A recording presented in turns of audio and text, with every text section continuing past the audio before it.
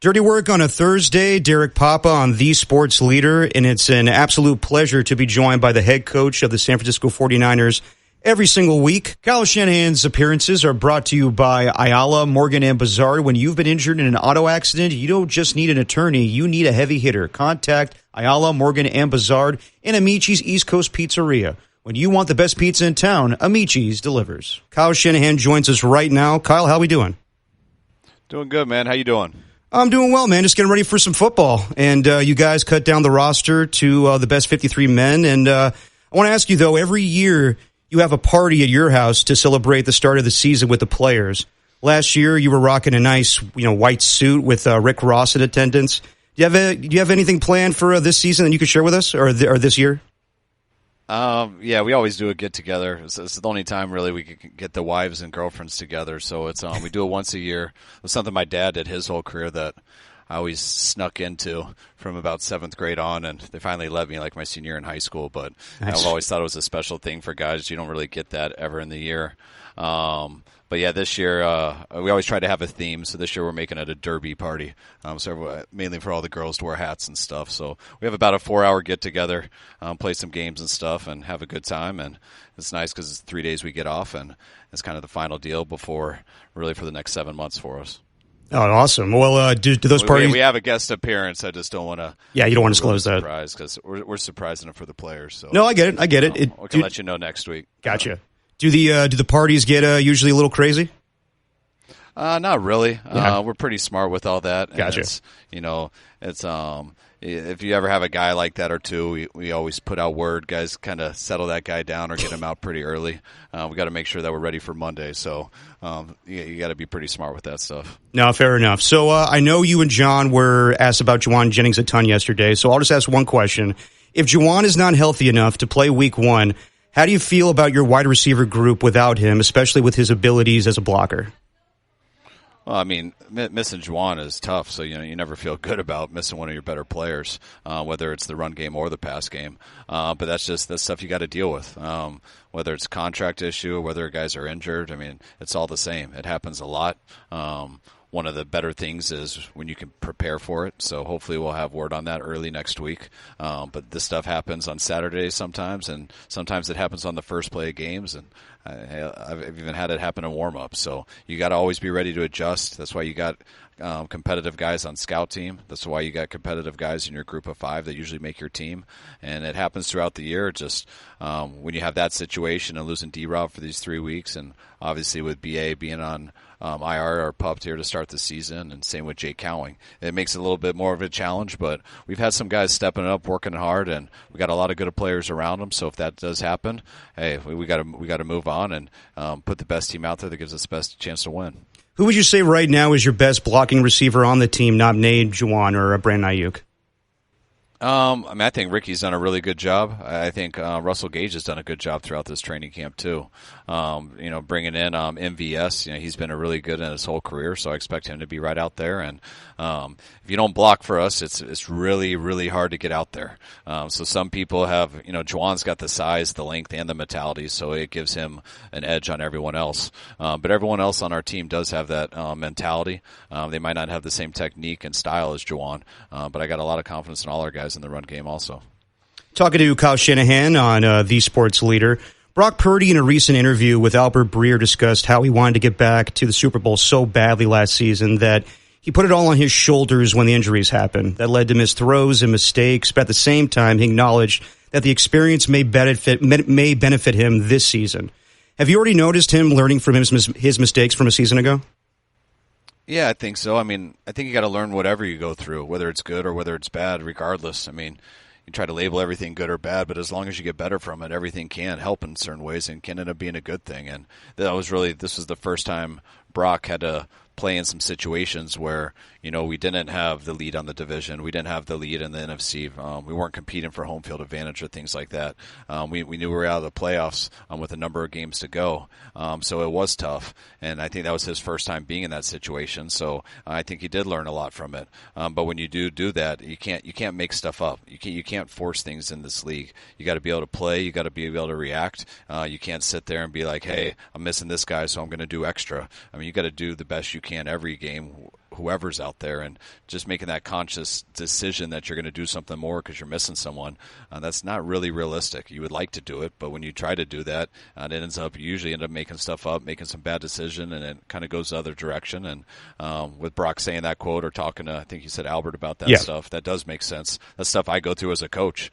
Sometimes you feel you're missing a few things, and you try to do all this other stuff to try to overcompensate for it, and all you did was make it impossible for your team to win because you made some stupid decisions, getting way too risky in some situations. And but that's stuff you learn over your career, and the more experience you have, the better you get. And Brock's the right dude. He looks at everything the right way, and that's why I always feel like whatever Brock goes through, whether it's good or bad, eventually he's going to get better from it. Last Friday, you guys made the acquisition for Brian Robinson. What skills does Robinson possess that make him a fit in your scheme, and how do you envision him complementing Christian McCaffrey this season? Well, I love running backs that I always say can run like a true starting running back, which means as a guy that you can win the game just handing the ball off to, and they never can do it on their own, but if you have the blockers out there, you have the right scheme, and you got a guy who can run hard, hit the right holes, not hesitate, always get more than what's blocked for because of his physicality, running through arm tackles. Also good in the pass game too, and just having an opportunity to get a guy like him who I think is a very good starting running back in this league, and to be able to pair him with Christian, I think goes a long way. When you look at over the course of our just going into our 9th year here, I mean, we always need to use more than one back. Christian had a hell of a run for those 2 years where we were really able to, he didn't get hurt, had 2, I think, straight years where he didn't miss a game. But you still had Debo going in there, taking some plays off. You still had JP going in there. The first year you had Elijah Mitchell going in there. So a lot of guys have helped him out. But by adding a guy like Brian, it helps so much more because when we do get Christian out of there because he's tired, when Christian goes out, whether it's a run play or pass play, it's tough because he's such a good runner and such a good receiver. But now when you have a really, really good back behind him and we take Christian out and things like that, you're not so upset on all of these plays because you got a guy coming in there who you shouldn't miss a beat on. Now, they do have different skill sets, and we are going to use them somewhat differently, but the one thing they have in common is they're both really good runners. Yeah, I mean, Trent Williams last week said that McCaffrey looks like his 2023 version of himself, and there's a belief out there that once a running back gets close to 30, he starts to decline, especially when they have suffered injuries.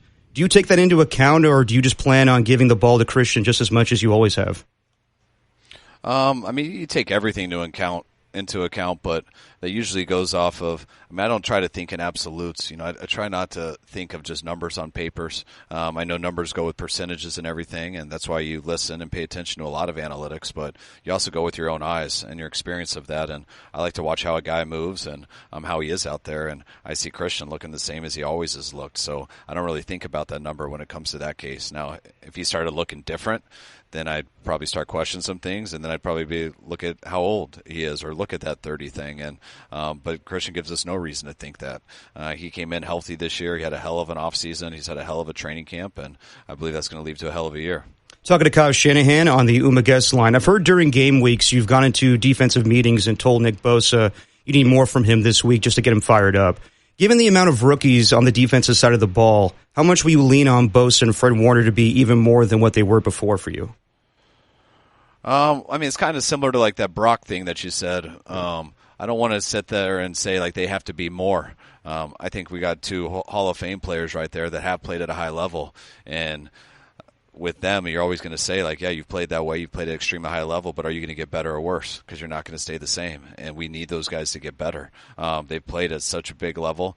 They got targets on their back. People are going to game plan around them and all that, and that's why your star players always have to keep getting better, and that's what allows you to kind of not put so much pressure on these rookies and things like that. But these rookies are going to be out there playing. You have one injury, and there's a guy out there playing that maybe would have been 3 injuries away in the past. That might just be 1 injury away now. And when that happens, you cannot have a fall off with the players that you've counted on in the last years. And that's why we have these guys here. They've done it for a number of years, and we believe they're going to be able to do it for a number of more years. Talking to Kyle Shanahan on the UMA guest line. How early do you and the coaching staff prepare for week 1? Are you guys watching tape on Seattle pretty early on during the preseason? Yeah, I always, whoever we have first, I I throw them in a lot, just make sure we're practicing some stuff and not getting too far away from it. But it's not something you involve the players in on a lot. You might be practicing things that they think's a part of it, but you're not telling them it's exactly what you're going to do versus Seattle, because sometimes guys get hurt the week before or the week of. Sometimes guys end up getting traded or they're not on your team, and you got to make a different adjustment. Sometimes someone on Seattle we're preparing for, and they might have an injury, and that can change a lot. So I try not to put anything really into the players' heads till next week. We'll start with that on Monday, where you're really telling them this is it and this is why we're doing this. We've been sprinkling it in now just as coaches, but they don't really know that, because I just want to get them reps on it. But I also want to be able to have the privilege to change my mind for whatever reason that is when it comes Monday. I don't know if you remember this, but last year I told you I went to the University of Texas, as did you, and I know that you don't have a ton of time during the regular season to watch. It's not like you're completely off this week. You still have, a lot to game plan and whatnot. But since there is no game this weekend for you guys, will you watch a little bit of Texas-Ohio State on Saturday at 9 a.m.? I definitely will. This Nice. is actually the only weekend I get to watch college football, and for it to have what looks like the coolest game of the year is so awesome. So I'll be watching that early in the morning. I'll probably have my son, and I'll try to keep my daughters with me. I'm sure they'll get a little bit bored with it, but I'm pumped to watch that, and it's probably the only one I'll see all year. Nice. Well, just a couple more minutes for you, Kyle. I know we all want my pops on the mic this season, but be honest. Is it a relief to know he's not on the sidelines eavesdropping on your plays?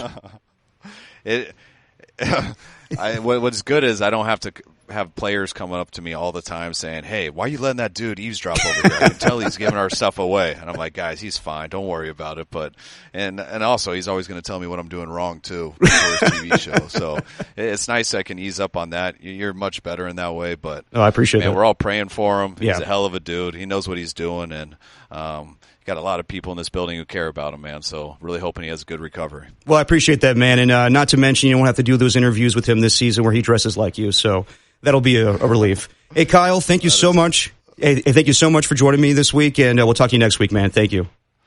All right. Thank you too, man. We'll see you next week.